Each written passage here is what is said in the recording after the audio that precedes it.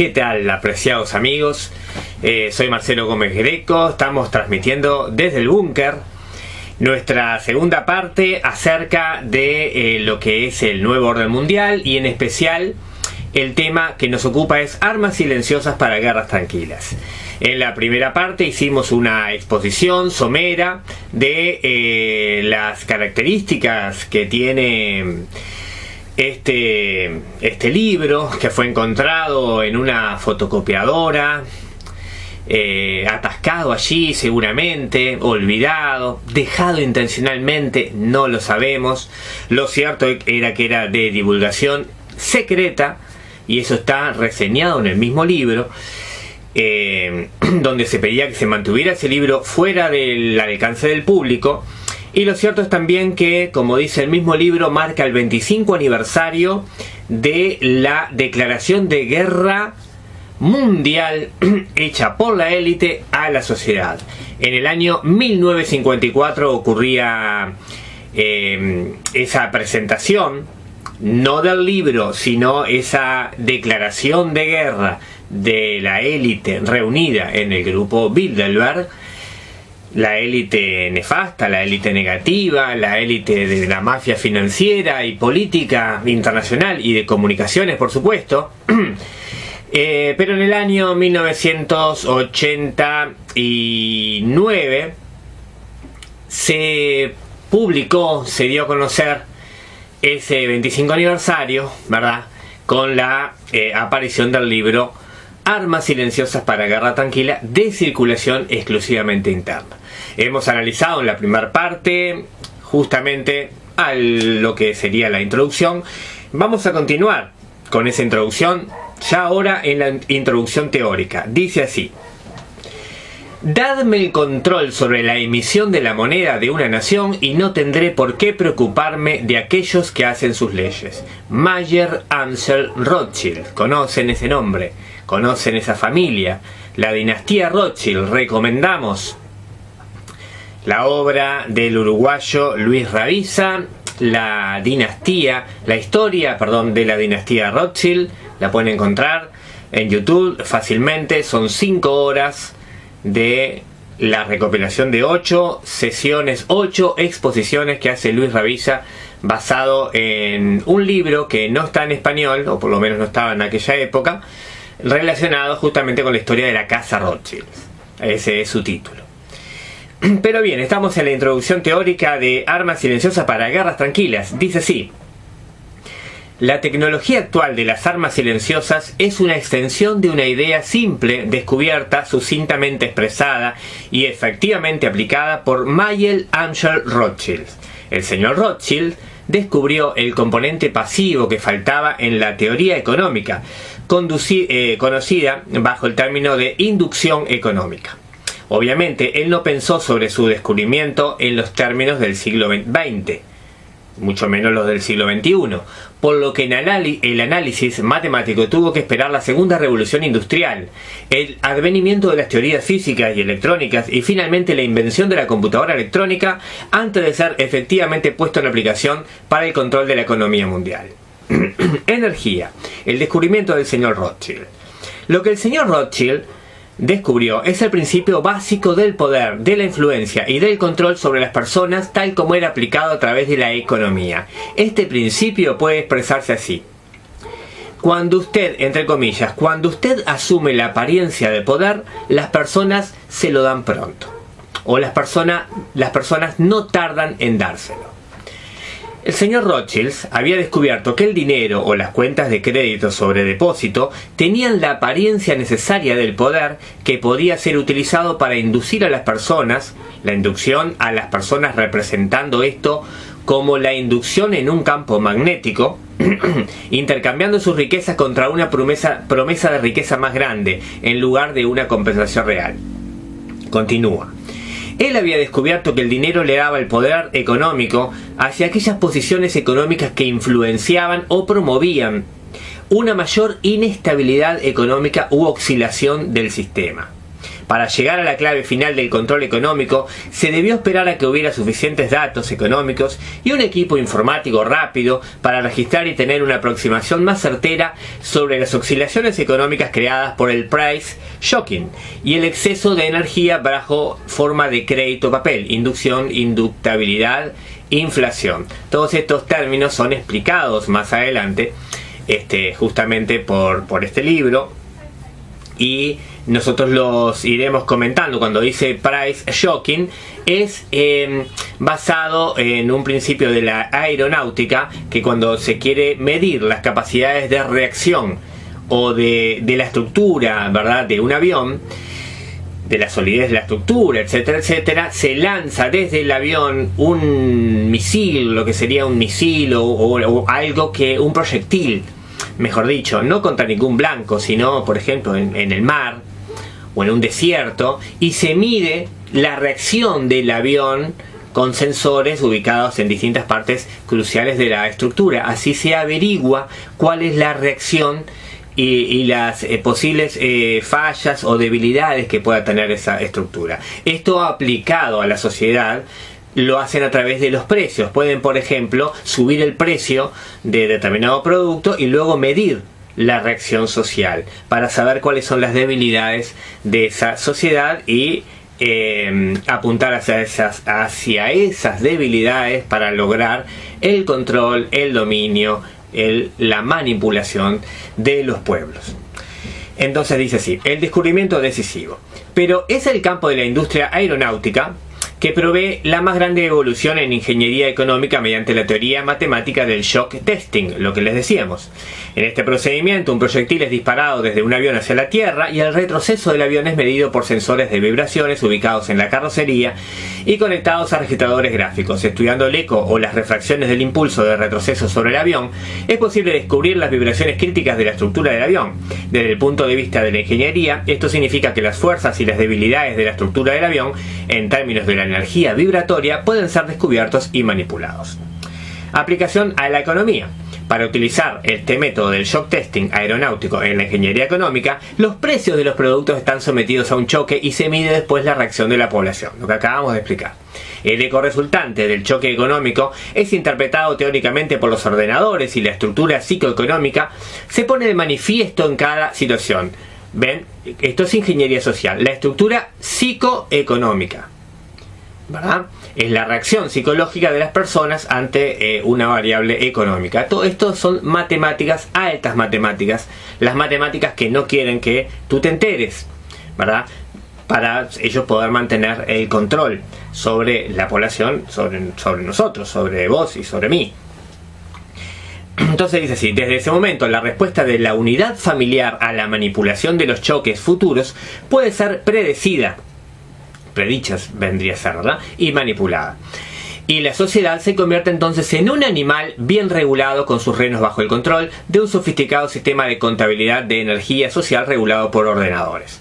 Finalmente, cada elemento individual de la estructura está bajo el control de un ordenador, utilizando el conocimiento de las preferencias personales. Dicho conocimiento se extiende aún más gracias a la asociación informática de códigos de barras para permitir la identificación exacta del consumidor identificado a través de la tarjeta de crédito, y en el futuro con una marca permanente sobre el objeto de un número invisible bajo la luz ambiente ordinaria. Es decir, la preparación de lo que hoy conocemos como la instauración del nuevo orden mundial, todas las personas chipeadas con un chip subcutáneo, o acá lo avisoraban como una especie de tatuaje, ¿verdad?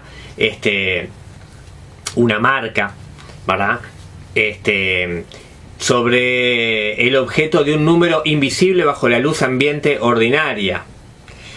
Es decir, bueno, la identificación personalizada de cada uno de nosotros y de cada uno de nuestros gastos, cosa que están logrando con la bancarización obligatoria impuesta aquí en Uruguay como prueba para extenderlo a otros países del mundo, porque somos conejillo de laboratorio del grupo Bilderberg, evidentemente.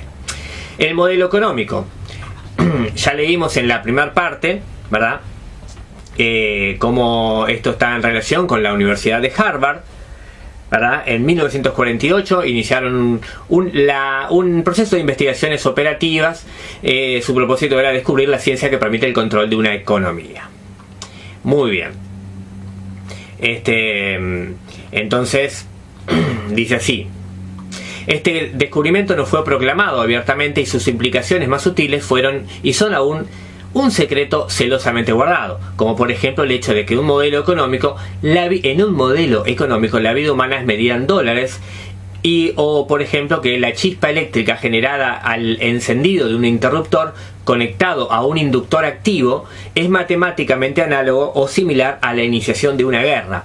Esto nosotros también es otra parte de la educación que no nos han enseñado y se han ocupado diligentemente de quitar del medio la única ciencia o las ciencias que estudiaban el razonamiento analógico, el razonamiento por analogía, en donde todas las cosas son comparadas o los procesos son comparadas, como decía Hermes hace muchísimos siglos, tal como es arriba es abajo, tal como es adentro es afuera. Esos son analogías. Esto significa que, por ejemplo, el inicio de algo es una chispa. La chispa, como iniciadora del fuego, puede compararse a el impulso o la iniciativa de una persona, de un grupo. Puede compararse analógicamente al signo, el primer signo del zodíaco, el signo de Aries, el signo de fuego, ¿verdad?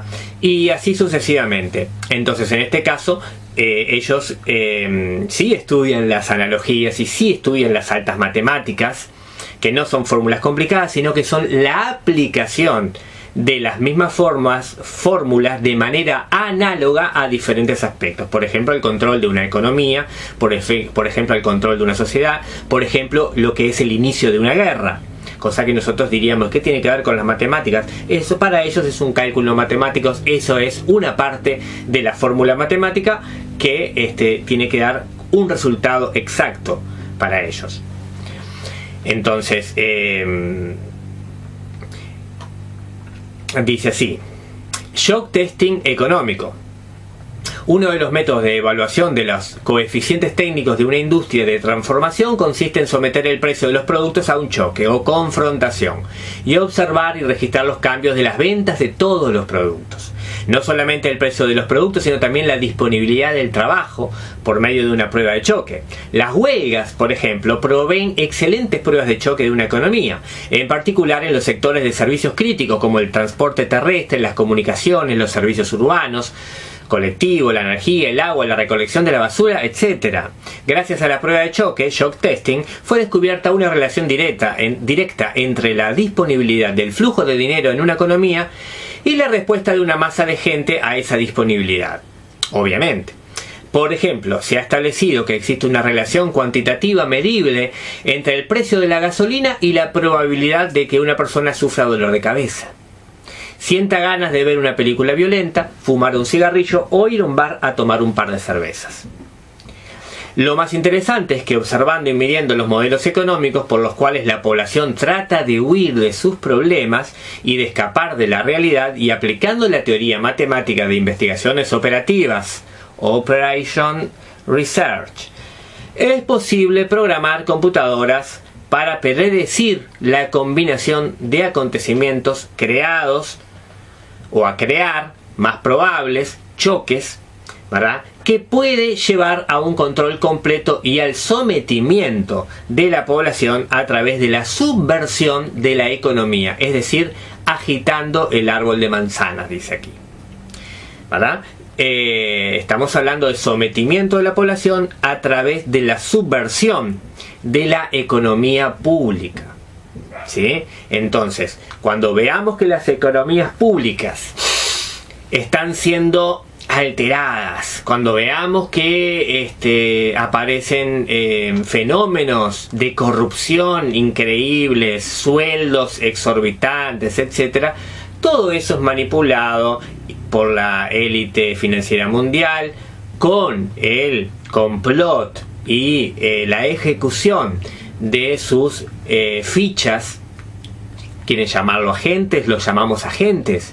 Quieren llamarle fichas políticas, lo llamamos fichas políticas, los políticos de turno, que ejecutan los planes de la élite dentro de lo que llamaríamos el PUNOM, Partido Único del Nuevo Orden Mundial, que se divide en varios partidos o en dos grandes ramas, derecha e izquierda, para que justamente nosotros no percibamos, no podamos ver que detrás de eso lo que hay es un único dominio.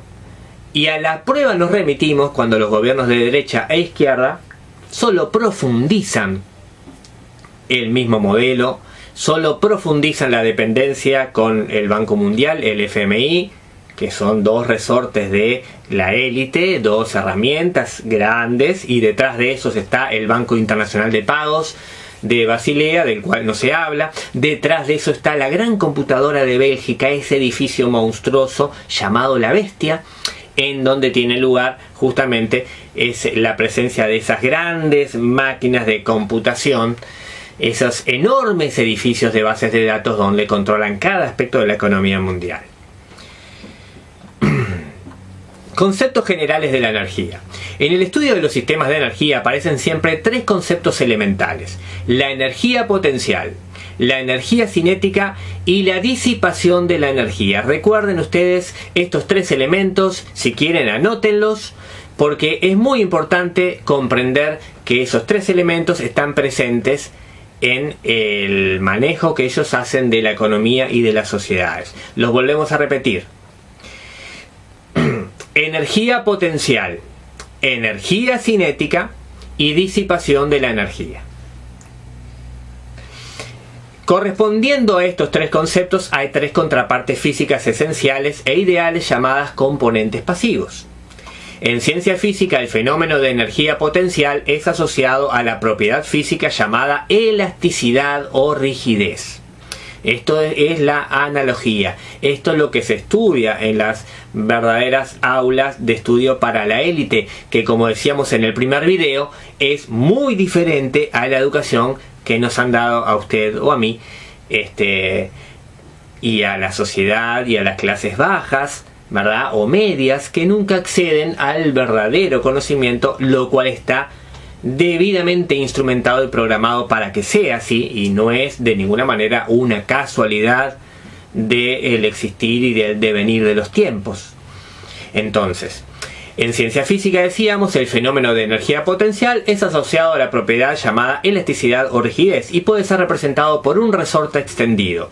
En ciencia electrónica, la energía potencial es almacenada en un condensador en lugar de un muelle. Esta propiedad es llamada capacitancia en lugar de elasticidad o rigidez, pero es lo mismo. En ciencia física, el fenómeno energía cinética está asociado a una propiedad física llamada inercia o masa y puede ser representada por una masa en movimiento. En ciencia electrónica, la energía cinética es almacenada por un inductor o campo magnético. Esta propiedad es llamada inducción eléctrica en lugar de inercia. En ciencia física, el fenómeno de disipación de la energía es asociado a una propiedad física llamada fricción o resistencia. Lo mismo en electrónica, ¿verdad? Puede ser representada por un dispositivo que convierte la energía en calor. En ciencia electrónica, la difusión de energía es producida por un elemento denominado resistencia o conductor. Esta propiedad es llamada resistencia o conductibilidad. En economía, estos tres conceptos energéticos son asociados de la siguiente manera. Capacitancia económica es el capital, equivalente a moneda, almacenes de inventario, inversiones inmobiliarias o en valores duraderos, lo que llamaríamos los activos, ¿verdad? Conductancia económica, equivalente a mercancías, coeficientes de flujo de producción. Inducción económica, equivalente a servicios.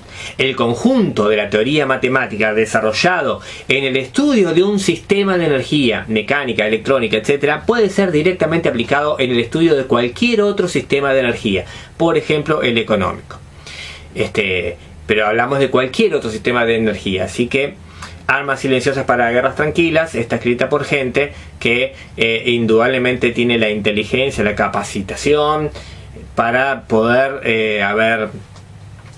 descubrir, manipular, entender y por lo tanto transmitir, y por lo tanto ese grupo manipular, ¿verdad?, las economías del mundo y las acciones de todos nosotros, los pueblos, la masa, como ellos lo llaman, manejando estos tres simples criterios y sabiéndolos cómo emplear en la práctica, en la vida geopolítica y geoeconómica. Continuamos un poquito más. El modelo E. Una economía nacional consiste en flujos simultáneos de producción, distribución, consumo e inversión. Acá tenemos 4 elementos: producción, distribución, consumo e inversión.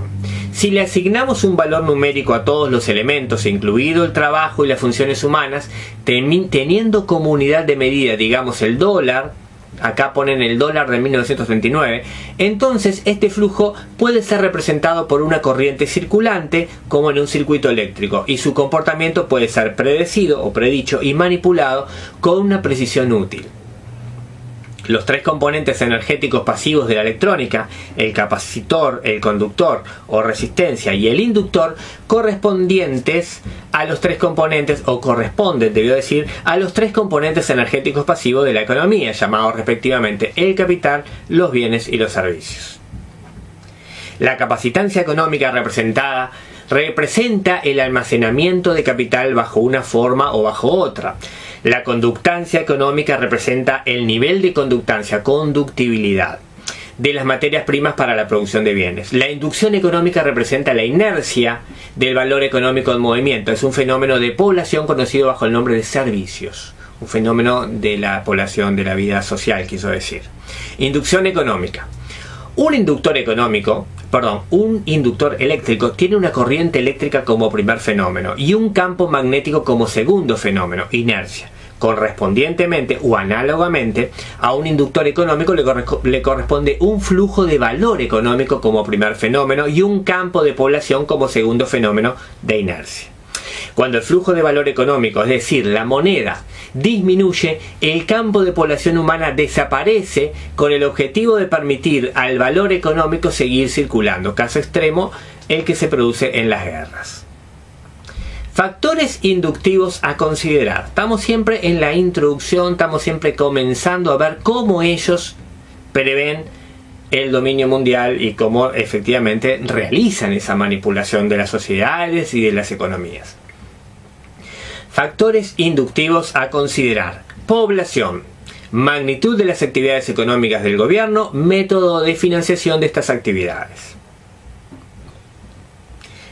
Conversión y correspondencia de valores. Entonces acá pone, por ejemplo, algunos inputs que podríamos analizar y tener en cuenta, o que ellos tienen en cuenta, mejor dicho. Carga, columbios, dólares, flujo, amperios, dólares de flujo por año, fuerza de motivación, voltios, demanda, outputs en dólares, conductancia, amperios por voltio, flujo anual en dólares por dólar demandado, capacitancia, columbios por voltios, dólares de producción en stock por dólar demandado. Entonces dice así: introducción a los amplificadores económicos. Los amplificadores económicos son los componentes activos de la ingeniería económica. La característica básica de cualquier amplificador mecánico, eléctrico o económico es que reciba una señal de control en la entrada, input, y se produzca una entrega de salida, una entrega de energía a partir de una fuente de energía independiente hacia un terminal específico de salida, output, en una relación previsible con la señal de control de entrada. La forma más simple de amplificador económico es un instrumento llamado publicidad. Si la publicidad televisiva se dirige a una persona como si ella tuviera 12 años de edad, entonces en relación de la sugestibilidad, ella tendrá con una cierta probabilidad una respuesta o una reacción tan desprovista de sentido crítico como las personas con una edad de 12 años. Recuerden que esto no es casual. Quienes hayan leído alguna vez los protocolos de los sabios de Sion, que son sabios pero en el sentido negativo, ¿verdad? Porque es la inteligencia aplicada al mal.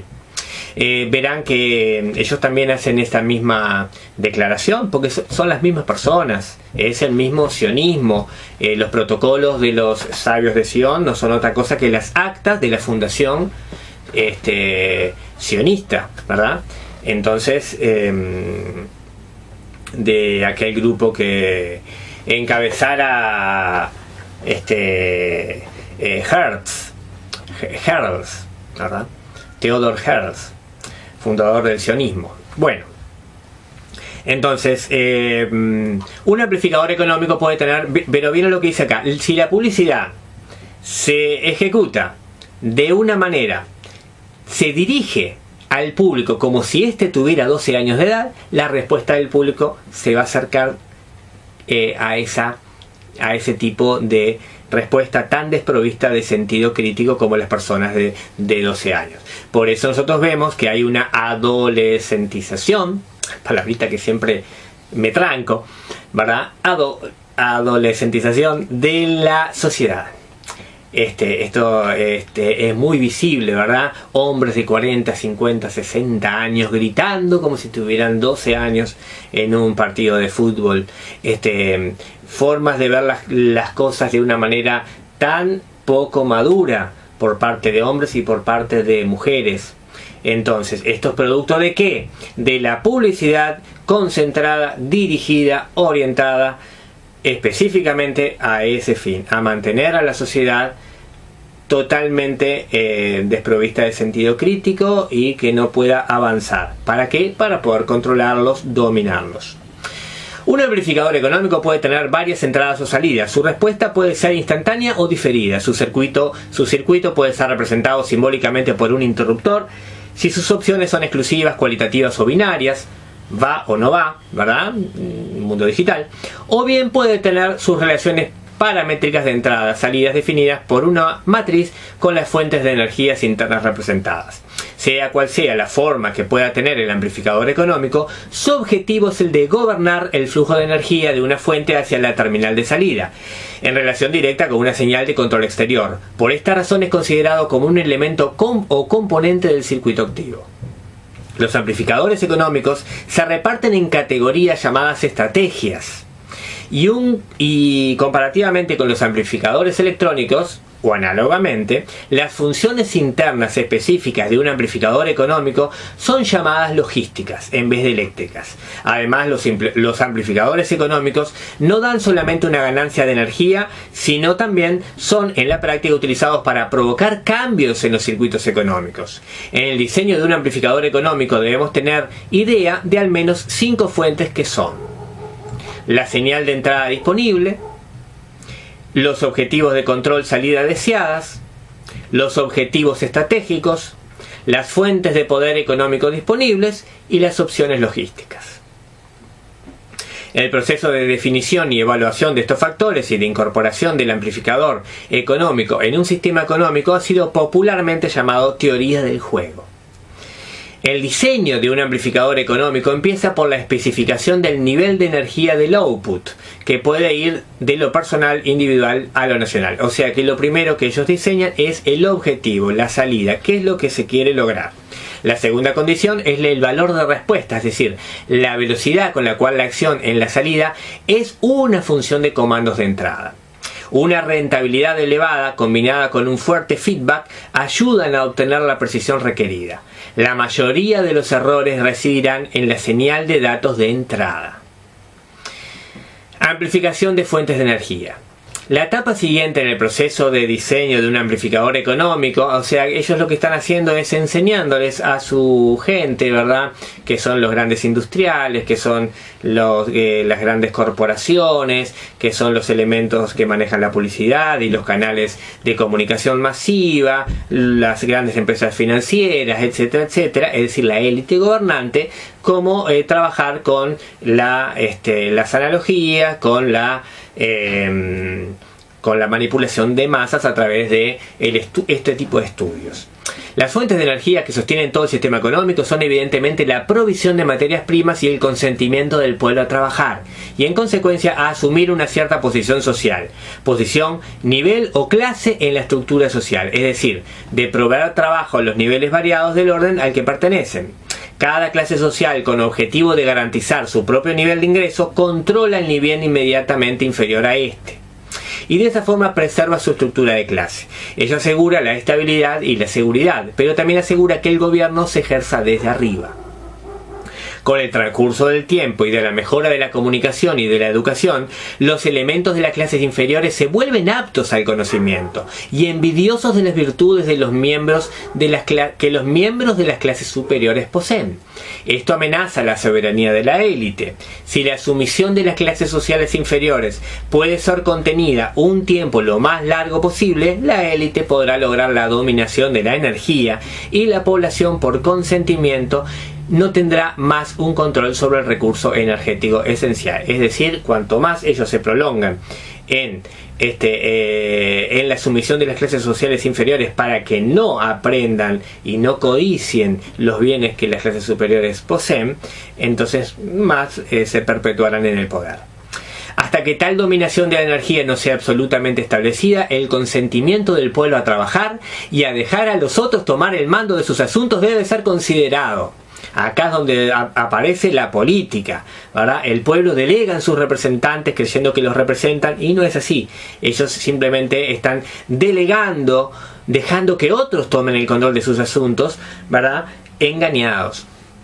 Entonces la sumisión del pueblo a trabajar y a dejar a los otros tomar el mando de sus asuntos debe ser considerado, en la medida en que un revés de esta área podría llevar al pueblo a interferir en la transferencia final de las fuentes de energía al control de la élite. Recuerden que todo el libro está orientado a la transferencia de poder genuino, real, de lo que es el poder económico que promueve la economía real, en donde las personas producen bienes y servicios, a el control y a la transferencia de poder hacia la élite dominante. Es esencial reconocer que en el momento actual el consentimiento de la población es todavía una clave esencial para la distribución de la energía en el proceso de amplificación económica. En consecuencia, revisaremos ahora el consentimiento en tanto que mecanismo de liberación de la energía. Muy bien, apreciados. Vamos a continuar con este video, con lo que es el consentimiento, la primera victoria, y lo vamos a hacer en un próximo video para que esto no sea tan largo, que enseguida vamos a acercarles a ustedes. Así que esto por este momento ha terminado. Continúa en el video 3. Soy Marcelo Gómez Greco, esto es Desde el Búnker. Nos vemos en un próximo video. Hasta pronto.